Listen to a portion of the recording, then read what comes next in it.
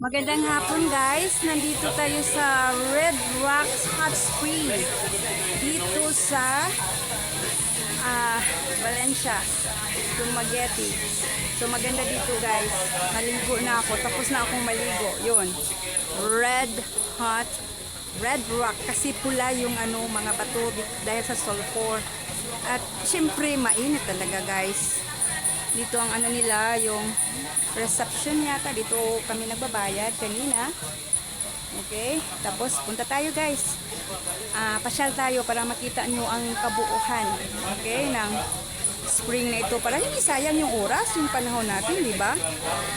Yeah, para sulitin na talaga natin. So maraming mga cottages dito kung saan pwede kang, kakain. Okay, maganda naman. Alam mo guys, gusto, ang sarap maligo guys. Ganda sa, balat. Talaga, totoo. At yung init niya, sa tamang-tama lang. Maganda para sa rayuma. So kung para sa nerves, yan. Tingnan mo sila. Diyan kami kanina guys, naliligo. Naligo talaga ako dito kanina. Ang galing, ang ganda. Pakiramdam ng katawan ko. Totoo. Yun, malalim yun doon. Bandang doon malalim. May pa dito. May pa. Dandahan lang ako guys kasi basa yung daanan. Baka madulas ako. Okay, ito, yan. Yan. Tingnan mo, may pa, may cottage pa doon. Okay, may ibang cottage pa dito. So sige, baba tayo. Okay, yan. Ang dami naliligo guys. Kasi maganda naman talaga. Pasya tayo, okay? Sige, tingnan mo naliligo ng tao. Ang galing nila. Masaya. Okay, nandyan. Dito sila dyan.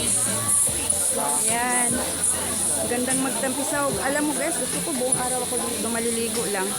Kasi maganda talaga sa pakiramdam yung init niya. Ito, wala ng tao. So dito sa taas, ang dami cottage. Yan. Yan. Tingnan mo ang mga tao dito. Parang gusto mong mag-relax. Kahit isang oras, 2 oras, nakababad ka lang dito. Ang sarap sa pakiramdam. Nakaka-relax talaga sa katawan. Pag may sakit ka, rayuma, o anumang sakit, pwede dito. Sa totoo lang, pwede. Tapos, tingnan